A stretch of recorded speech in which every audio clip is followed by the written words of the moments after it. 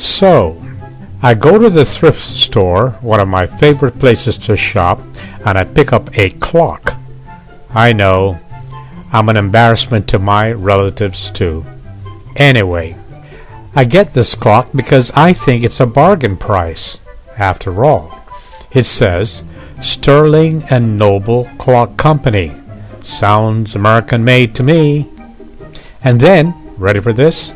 It says serial number 2055786. And I am thinking, wow, a serialized clock, just like a Swiss watch. Wow, amazing, isn't it? Then I looked at the back. Made in China.